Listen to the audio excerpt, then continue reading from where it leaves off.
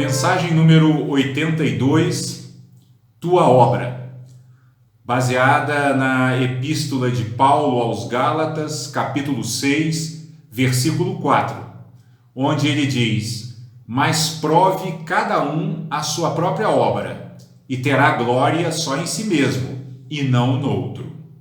E Emmanuel comenta: ainda mesmo que te sintas em lugar impróprio às tuas aptidões, e mesmo que as tuas atividades pareçam sem qualquer importância, lembra-te de que a lei do Senhor te coloca presentemente na condição em que podes produzir melhor e aprender com mais segurança. Tens assim a tua obra particular e intransferível na execução do plano universal de Deus. Não aspires desse modo a assumir de imediato as responsabilidades daqueles que se encontram expostos à multidão, a pretexto de desempenhares mandato especial ante a providência divina. A tarefa de que te incumbes nos últimos degraus ou no plano mais obscuro do lar é de suma importância nos desígnios do Senhor. A folha de papel que te sai das mãos pode ser aquela em que se grafarão palavras destinadas ao consolo de toda a comunidade. E o menino que te obriga a pesadas noites de insônia pode trazer consigo o trabalho de auxílio providencial a um povo inteiro. A fonte que proteges, em muitas ocasiões, será o alimento para milhares de criaturas, e a árvore que plantas dar-te-á talvez amanhã o remédio de que precises. Tua obra de hoje é o serviço que o Senhor te deu hoje a realizar. Faze-o do melhor modo, recordando que, apesar da grandeza divina do nosso Divino Mestre, foi ele um dia, na terra, humilde criança, constituindo obra de abnegação e de amor para os braços de pobre mãe, recolhida temporariamente à estrebaria, sem conforto e sem lar. Então vejam, pessoal, que a mensagem de hoje ela nos traz uma reflexão sobre qual é o nosso papel no mundo e, sobretudo, sobre qual é a melhor forma de nós nos relacionarmos com as circunstâncias, com o contexto em que a vida nos colocou. Porque veja que Emmanuel aqui, durante toda a mensagem, ele ressalta o fato de que nós estamos no melhor lugar em que poderíamos estar, né? No lugar onde produziremos mais para nós e para os outros. Porque simplesmente, como nos ensina a doutrina espírita, a vida é governada por uma inteligência suprema, ou seja, uma inteligência que não falha, né? Que dentro da doutrina espírita nós chamamos e dentro do mundo cristão nós chamamos de Deus, né? Então, se Deus é onipresente, se Deus é onisciente, né? E se Deus é todo-poderoso, é óbvio que nós não poderíamos estar no lugar errado. Isso é muito importante da gente ouvir de forma bastante apurada e, sobretudo, filtrando a mensagem, né, com o olhar da sabedoria, para entendermos que o que Emmanuel está aqui nos dizendo é que toda vez que nós nos sentirmos insatisfeitos em relação às circunstâncias que nos envolvem, em relação às tarefas que nos são confiadas, não é porque nós estejamos no lugar errado, mas sim porque nós não estamos tendo aqueles olhos para ver que a vida sempre nos coloca nas melhores condições para o nosso aprendizado espiritual. Então, até mesmo aquilo que porventura, inicialmente, nós interpretemos como algo desagradável, ou como algo difícil, ou como algo que nos provoca algum tipo de sofrimento e aflição, mesmo isso nós temos que buscar, nesses momentos, desenvolver, né, um olhar que nos permita transpor essa atitude nossa que caracteriza uma verdadeira reclamação interior, né? Transformar essa postura em uma postura que saiba olhar para o momento e ver nele aquilo que ele nos oferece como oportunidade de crescimento espiritual, como oportunidade de refinamento do nosso mundo interior, né? É por isso que Emmanuel, quando vai desenvolvendo aqui o seu comentário, né, ele diz assim: tens assim a tua obra particular e intransferível na execução do plano universal de Deus. Olha que coisa bonita, né, da gente refletir. Nós fazemos parte de uma obra grandiosa, porque nós fazemos parte do plano universal de Deus. E a nossa parte, ela é particular e intransferível, ou seja, outro ser não poderá fazer o que nós fazemos. Por quê? Porque cada ser tem suas características próprias, né? Cada ser tem as suas particularidades e, portanto, há determinadas coisas, há determinadas realizações que nos competem exclusivamente e que, portanto, demonstram a grande responsabilidade que nós temos perante a vida, perante o nosso próximo e perante nós mesmos, né? É a mesma coisa que nós dizemos assim: nós somos insubstituíveis na tarefa que Deus nos confiou. Ou seja, se nós não a fizermos hoje, em algum momento no futuro teremos de fazê-la e refazê-la até que cumpramos, né, com esse dever, né, com esse dever que temos para conosco mesmos e para com a vida de um modo geral.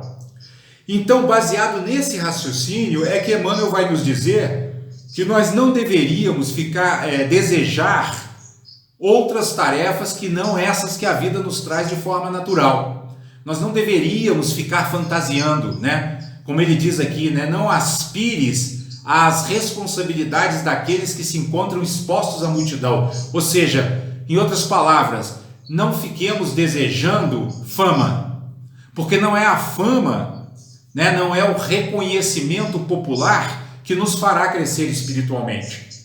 O crescimento espiritual, ele decorre do cumprimento daqueles mandamentos supremos que Jesus nos deixou no Evangelho: amar a Deus sobre todas as coisas e ao próximo como a nós mesmos. É isso que nos engrandece, e não uma possível popularidade, né, um possível reconhecimento por parte da coletividade na qual nós vivemos, né?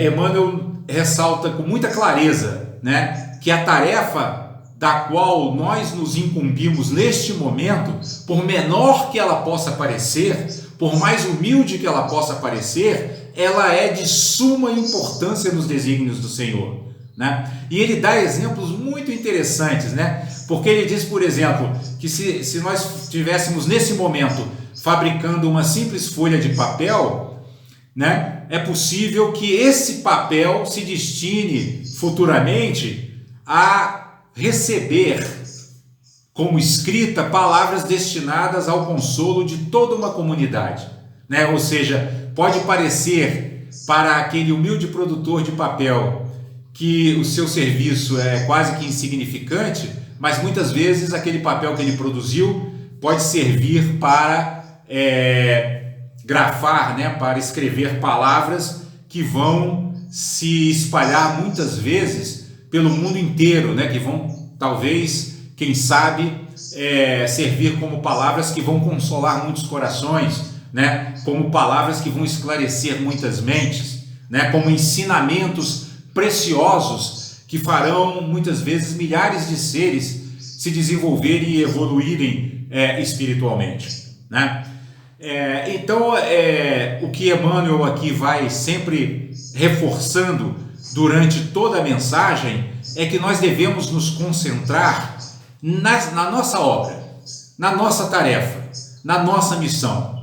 Nenhum ser vem ao mundo sem uma missão determinada, né? Sem algo de útil a fazer por si mesmo e por aqueles com quem eles convivem, com quem ele convive, né? E também ele não vem ao mundo também sem ter uma missão a cumprir na coletividade a que ele pertence, né? Nós não devemos nos deixar enganar por esse olhar superficial que vê determinadas incumbências como grandiosas e outras como menos valiosas.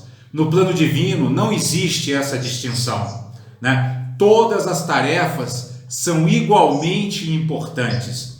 E Emmanuel, quando vai falar sobre Jesus, ele ressalta o fato de que ninguém diria que aquele menino que nasceu numa estrebaria, ou seja, né, num lugar onde se guarda os cavalos, e que teve como seu primeiro berço uma manjedoura, né, ou seja, aquele coxo onde o gado se alimenta, ninguém diria que esse menino era aquele Messias prometido, né, aquele Salvador do qual os judeus vinham falando, né, o povo judeu vinha falando desde Moisés, há milhares de anos. Ninguém supunha que aquele menino humilde, filho daquela mãe e daquele pai pobres, né, um pai carpinteiro, era o próprio mestre divino, era o Cristo que viria para nos legar o caminho que vai nos conduzir à libertação do sofrimento e à felicidade genuína. Em outras palavras, o que Emmanuel está nos dizendo aqui, ao ressaltar o exemplo de Jesus, né, é que não devemos nos deixar enganar pelas aparências, né? Por quê? Porque as aparências, elas são uma interpretação da nossa mente. E nossa mente, né, olha para as coisas com o olhar estreito de seres que ainda não despertaram espiritualmente, de seres que ainda não atingiram a iluminação, de seres que ainda não alcançaram a purificação da perfeição espiritual. E, portanto, essas aparências, vistas por seres como nós, ainda pouco evoluídos espiritualmente, elas realmente enganam, né? Nós sempre vamos achar que, ou pelo menos vamos ter a tendência a achar que só aqueles que nascem em berços de ouro, né, em berços grandiosos, é que vão ter grandes obras a fazer, né? E muitas vezes, como no exemplo de Jesus, é aquele menino pobre, né, é aquele menino humilde que traz a grande mensagem, né, que no caso de Jesus era a mensagem de salvação da humanidade, né, ou seja, a mensagem que traria um caminho que apontaria para a completa extinção das aflições e do sofrimento em nós, né? É por isso que Paulo, na sua passagem aqui que foi citada por Emmanuel, na Epístola aos Gálatas, né, no capítulo 6, versículo 4, ele diz: mas prove cada um a sua própria obra, né? O que é prove cada um a sua própria obra? Atentemos ao que viemos fazer no mundo, não nos comparemos. Paulo, sobretudo, aqui está dizendo, apontando para o quão perniciosa é essa tendência que temos a nos comparar com outros, né? Nós não estamos no mundo numa corrida, né? Numa competição. Nós estamos no mundo para desenvolvermos um trabalho de cooperação, onde, se cada um fizer a sua parte, né, se cada um trocar a comparação e a competição pela cooperação fraterna e amorosa, o mundo será muito mais harmônico, muito mais feliz, e nós aproveitaremos de fato a nossa encarnação para nos desenvolvermos espiritualmente, né? Então é por isso que Paulo diz: mas prove cada um a sua própria obra e terá glória só em si mesmo e não no outro. Quer dizer, ele reforça esse fato de que a glória, o que ele chama de glória, né, Ou seja, a realização da glória aqui seria isso, a realização do que viemos fazer no mundo. Se nós fizermos aquilo que planejamos fazer antes de encarnarmos, isso será glorioso. É isso que é ser glorioso. Muitas vezes, e na maioria das vezes até, são aqueles seres desconhecidos da grande multidão, né? São seres desconhecidos da grande multidão que quando desencarnam em glória, ou seja, desencarnam com a consciência tranquila de quem cumpriu com a tarefa que veio fazer no mundo, né? Muitas vezes pode ser, por exemplo, a tarefa de uma mãe humilde que criou 5, 6 filhos heroicamente, né? Que deu vida a vários seres, né? Que os alimentou durante a infância, que cuidou deles e que assim lhes deu uma oportunidade de usufruírem da bênção de uma vida encarnada para se desenvolverem espiritualmente, né? Muitas vezes essa mãe anônima que é aquela que vai ter glória, né? Porque cumpriu com a tarefa que veio fazer. Então o grande ensinamento que fica dessa mensagem para nós é exatamente o seu título: Tua obra. É a nossa obra. É com isso que temos que nos preocupar. Não estamos no mundo para criticar ninguém, não estamos no mundo também competindo com ninguém. Estamos aqui simplesmente para realizar o que viemos fazer.